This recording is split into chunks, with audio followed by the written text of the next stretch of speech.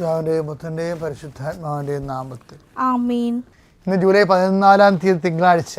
അമ്മയോട് ചേർന്ന് പ്രാർത്ഥിക്കാം. അമ്മേ പരിശുദ്ധമ്മേ, അമ്മേ പരിശുദ്ധമ്മേ, ദേവമാതാവേ, ദൈവമാതാവേ, കൃപാസനത്തിലൂടെ ഞങ്ങൾക്കും ഞങ്ങളുടെ ദേശത്തിനും അമ്മ മധ്യസ്ഥം തേടി തന്ന എല്ലാ അനുഗ്രഹങ്ങൾക്കും കൃപകൾക്കും ഞങ്ങളിപ്പോൾ ഹൃദയം നിറഞ്ഞ നന്ദി പറയുന്നു.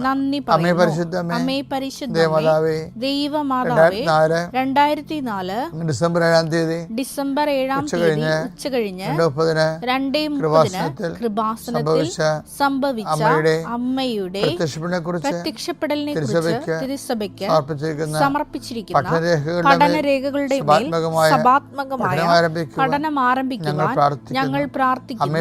അമ്മേ പരിശുദ്ധമ്മേ, ഭൂസ്വർലോകങ്ങളുടെ രാജ്ഞിയായ അങ്ങേയ്ക്ക് ഭൗമ സംരക്ഷണത്തിനായി പ്രപഞ്ചപ്രകൃതിയെ തന്നെ തിരുസഭ പ്രതിഷ്ഠിക്കുവാൻ ഈ പ്രത്യക്ഷീകരണം വഴി ഇടയാക്കി പരിശുദ്ധമ്മേ, ജപമാല മാതാവേ, സകല കൃപാസനം പ്രാർത്ഥനകളോടും ചേർത്ത് ഞങ്ങളിപ്പോൾ പ്രാർത്ഥിക്കുന്ന ഈ കുടുംബത്തിന്റെ പ്രത്യേക നിയോഗം. മക്കളെ,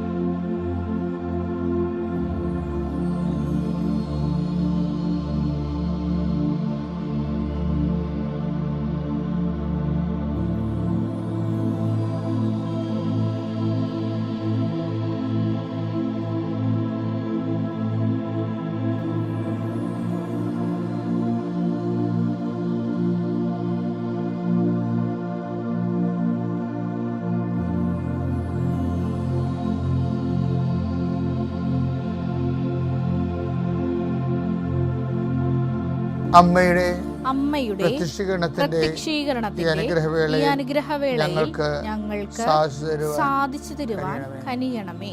വിശ്വാസ പ്രമാണം. സർവശക്തനായ പിതാവും ആകാശത്തിന്റെയും ഭൂമിയുടെയും സൃഷ്ടാവുമായ ദൈവത്തിൽ ഞാൻ വിശ്വസിക്കുന്നു. അവിടുത്തെ ഏകപുത്രനും ഞങ്ങളുടെ കർത്താവുമായ ഈശോമിശിഹായിലും ഞാൻ വിശ്വസിക്കുന്നു.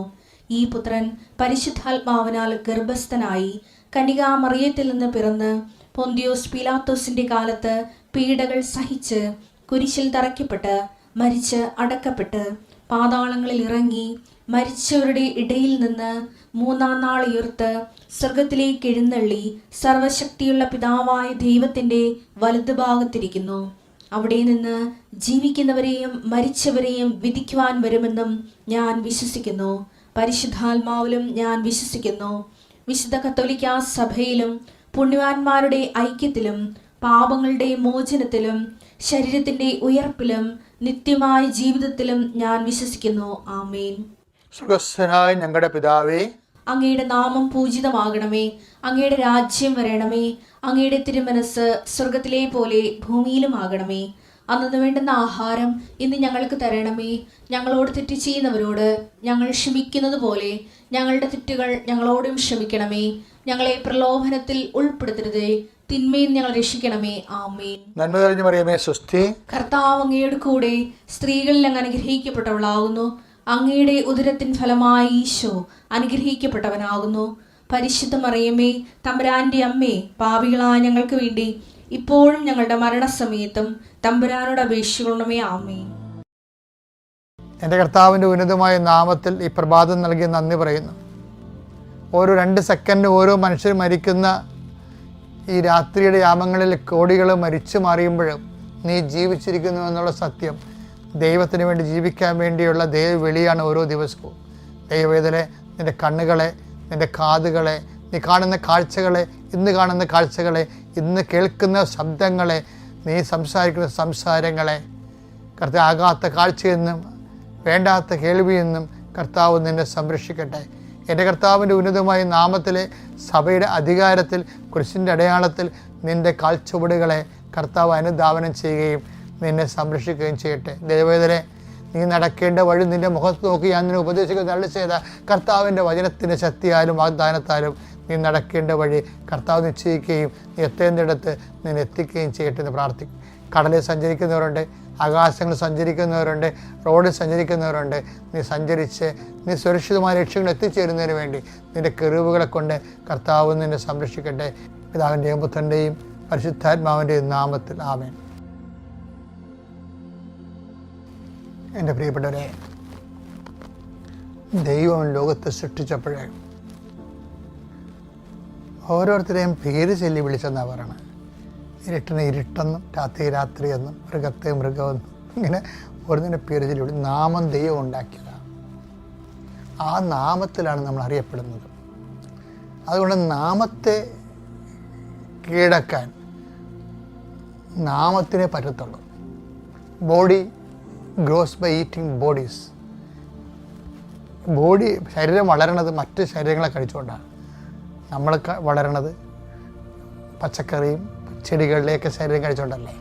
അതുപോലെ നാമത്തെ കീഴടക്കാൻ നാമത്തിനെ പറ്റത്തുള്ളൂ. അതാണ് ക്രിസ്തുവിൻ്റെ നാമം. ഫിലിപ്പി 2:9 എല്ലാ നാമങ്ങൾക്കും ഉപരിയായ നാമം നൽകുകയും ചെയ്തു. ഉപരിയായ നാമം നൽകുകയും ചെയ്തു എന്ന് പറയുമ്പോൾ എന്താണത്? ഇപ്പം ക്രിസ്തുവിനെ സംബന്ധിച്ചിടത്തോളം പ്രശ്നം, ക്യാൻസർ, ജപ്തി, അപകടം, തകർച്ച, തോൽവി ഇതെല്ലാം ഒരു നാമമല്ലേ. ഈ നാമങ്ങളെക്കാളെല്ലാം ഉന്നതമായ നാമത്തിൻ്റെ പേരെന്താണ്? കർത്താവ്. കർത്താവ് എന്ന് പറയുമ്പോൾ ഇതെല്ലാം അതിൻ്റെ താഴെയാണ് നിൽക്കുന്നത്. ഒരു വിഷയം ഉണ്ടായാൽ കർത്തനാമത്തിലുള്ള വിശ്വാസവും സ്നേഹവും കൊണ്ട് നമ്മൾക്ക് ക്രിസ്തുവിൻ്റെ പേരിൻ്റെ ഒരു നാമം, ക്രിസ്തു എന്ന് പറഞ്ഞൊരു പേരില്ലേ, ആ പേര്, ആ നാമത്തിന് ഒരു അനുഭവമുണ്ട്. ആ ക്രിസ്തു എന്നുള്ളൊരു പേരല്ല. കർത്താവ് എല്ലാ ഉന്നതമായ നാമവും ആരാണ്? ക്രിസ്തുവിൻ്റെ നാമം. ക്രിസ്തു എന്നുള്ളത് എന്താണ്? ഒരു പേരല്ലേ. ആ പേരിന് എൻ്റെ അർത്ഥതലങ്ങളിൽ ഒരു അനുഭവമുണ്ട്. എന്താണത്? അഭിഷേകം, അഭിഷിക്തൻ എന്നാണ്. ക്രിസ്തു എന്ന് വെച്ച് കഴിഞ്ഞാൽ അഭിഷിക്തൻ എന്ന അർത്ഥമുണ്ട്, മിശിക. അപ്പോൾ അതിൻ്റെ അർത്ഥം എന്താണ്? ക്രിസ്തു എല്ലാ നാമങ്ങളെ ഉന്നതമായ നാമം വിശ്വാസം കൊണ്ട് അഭിഷേകമായി നമ്മൾ അനുഭവിച്ചാൽ നമുക്ക് അതിജീവനം സാധ്യമാണെന്നുള്ളതാണ്. അങ്ങനെ അഭിഷേകത്തിൽ അതിജീവനം സാധ്യമാകുന്ന വേറെ ഒരു നാമം ഇല്ല, മറ്റൊരു നാമം നൽകപ്പെട്ടിട്ടില്ല. അത്യപൂർവ ദൈവാനുഭവങ്ങൾ ഇനി നിങ്ങൾക്കും സ്വന്തം. ഈ യൂട്യൂബ് ചാനൽ ഇതുവരെ സബ്സ്ക്രൈബ് ചെയ്തിട്ടില്ലെങ്കിൽ ഇപ്പോൾ തന്നെ സബ്സ്ക്രൈബ് ചെയ്യുക. ഈ വീഡിയോ ഇപ്പോൾ തന്നെ നിങ്ങളുടെ സുഹൃത്തുക്കൾക്ക് ഷെയർ ചെയ്തുകൊണ്ട് കർത്താവിൻ്റെ പ്രേക്ഷിതരാകുക.